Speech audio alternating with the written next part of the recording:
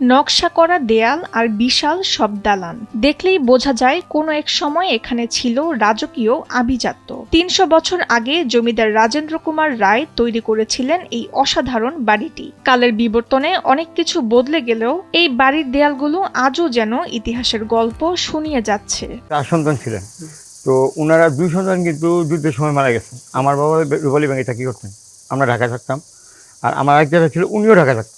তো এই জন্য এই মেনটেন্যান্সের অভাবে এই অবস্থা। আর যে একটা অবস্থা ছিল, আপনি এই জায়গাটা ছবি আছে আমার মোবাইলে, আপনি দেখে চিনবেন না যে এটা এই মন্দিরটা। ঐতিহ্যবাহী এই জমিদার বাড়িটি অবস্থিত নরসিংদীর মনোহরদী উপজেলার লেবুতলা ইউনিয়নের সাগরদী এলাকায়। স্থানীয় মানুষের কাছে এটি এক নামেই পরিচিত, তা হলো বাবুর বাড়ি।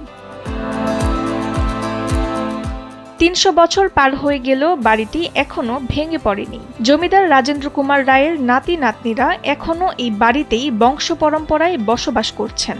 বাড়ির ভেতরে ঢুকলে দেখা যাবে কয়েকশো বছরের পুরনো আসবাবপত্র আর নানা ঐতিহাসিক নিদর্শন। নিরাপত্তা ও মেরামত কাজের কারণে এখন চাইলেই যে কেউ এই বাড়িতে ঢুকতে পারেন না। তবে বাসিন্দারা মনে করছেন, মেরামত সম্পন্ন হলে এটি হতে পারে নরসিংদীর অন্যতম সুন্দর একটি পর্যটন কেন্দ্র। নরসিংদী থেকে প্রতিনিধি মোহামিনুল ইসলাম শুভর পাঠানো তথ্যচিত্রে ডেস্ক রিপোর্ট তাসনিম হোসেন লিয়া।